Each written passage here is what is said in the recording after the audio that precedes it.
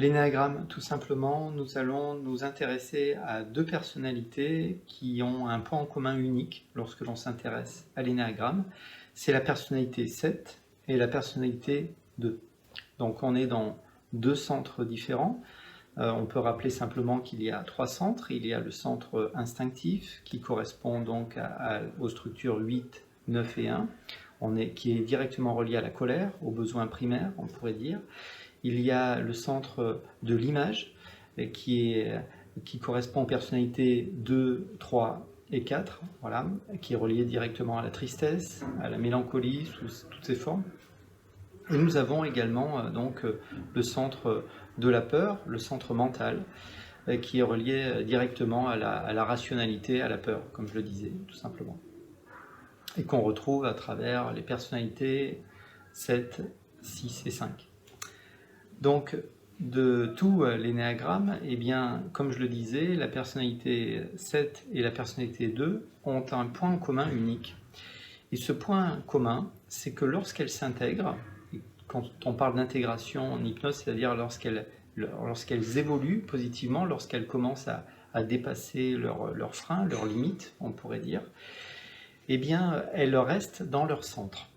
Concrètement, le 7, eh bien, évolue en 5, c'est-à-dire son mental qui est tourné vers des plaisirs, et c'est sa manière de fuir la peur, à quelque part, la souffrance, que d'aller papillonner des plaisirs ici ou là, des plaisirs, un plaisir mental ou un plaisir physique, quelque part, peu importe, jouer avec la vie pour que je ne souffre pas. Voilà.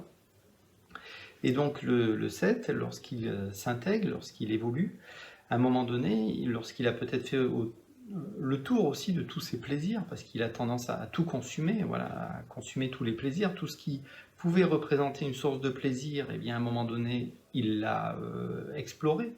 En tout cas, à un moment donné, le 7, au lieu d'avoir un esprit qui commence à papillonner dans tous les sens, aller vers du plaisir systématique encore et encore, il va se tourner un peu plus vers lui-même.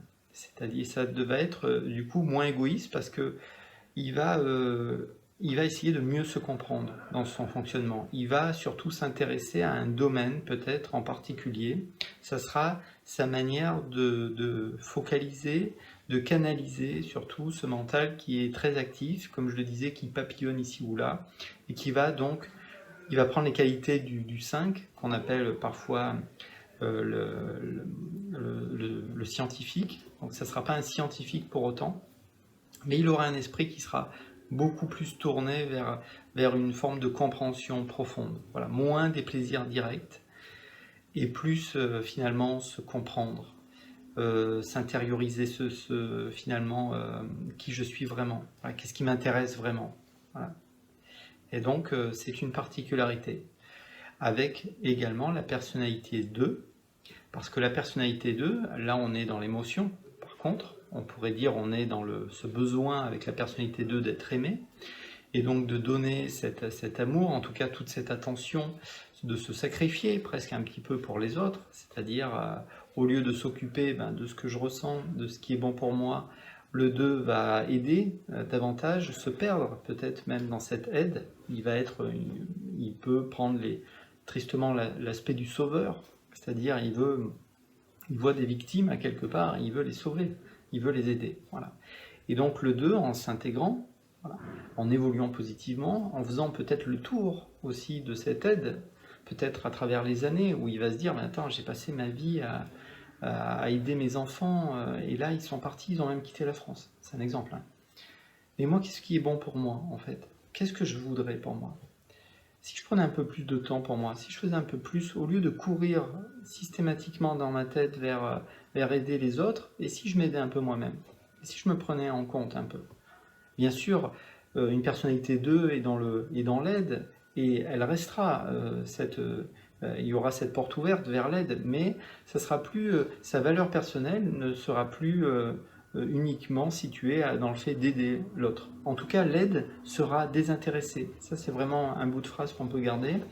Le 2, en évoluant, continuera peut-être d'aider, et là, ça sera du coup une aide correcte, parce que elle sera désintéressée, il attendra rien en retour. Il n'attendra pas que sa propre valeur personnelle dépende bien, de ce que l'autre lui renverra de positif dans le fait qu'il l'a aidé. Et de la même manière, il va rester quand même dans le même centre. Au lieu que ça soit une énergie qui est dirigée vers l'extérieur, eh bien c'est une énergie qui est dirigée vers l'intérieur. Il en va de même, à quelque part, pour la structure 7 et la structure 2. Le 7 a quelque part toute cette énergie gaspillée, à papillonner, à penser à tout un tas de choses avec voilà, aller vers des sources de plaisir. À un moment, tout ça est rassemblé, à quelque part, intériorisé, pour l'exprimer comme ça. Il en va de même pour la structure 2 qui, eh bien, au lieu d'aider, de gaspiller toute son énergie à l'extérieur, a aidé des personnes qui bien souvent n'ont rien demandé, voilà, eh bien, il va s'occuper un petit peu plus de lui. Et donc, il va se connecter un peu plus à ses émotions, à ce qu'il ressent. Là, ça ne sera pas forcément facile. Évoluer n'est pas facile de toute façon, parce que ça va, le 7 va faire des prises de conscience aussi. Le 7 va aussi se rendre compte à un moment donné que d'aller vers toutes ces sources de plaisir, ça le fait souffrir. À ne pas vouloir s'enfermer dans un choix unique, ça le fait souffrir. Le 2, de la même manière, au bout d'un moment, se fatigue et se rend compte que ça ne sert à rien de gaspiller toute cette énergie et que peut-être il faut juste aider les personnes qui ont demandé quelque chose. Voilà. Et donc là aussi, ça peut être des prises de conscience qui peuvent faire souffrir. Le 7, certaines peurs vont pouvoir remonter. Le 2, certaines colères, certains sentiments d'injustice, peut-être des sensations de rejet ou d'abandon peuvent remonter également.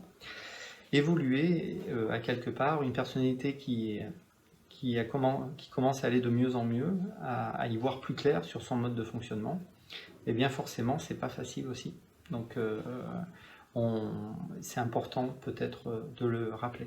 On peut dire aussi que c'est des connexions qu'on retrouve dans le couple. Le 7 et le 2, souvent, on peut voir des couples qui fonctionnent. Voilà. On dit que les opposés s'attirent. Mais c'est vrai que le 7 a tendance à focaliser voilà, sur des sources de plaisir. Si cette focalisation se porte sur une personne, par exemple, je sais pas, une femme, et que cette femme est de structure 2, et que elle, la structure 2, elle a besoin de se sentir aimée, exister, et on se sent aimé, exister aussi à travers le regard de l'autre, il peut y avoir cette fusion, cette connexion. Le couple va pouvoir marcher. Tous les couples peuvent marcher. Mais il n'est pas rare de voir des couples, 7-2, qui les opposés, quelque part, des opposés qui s'attirent.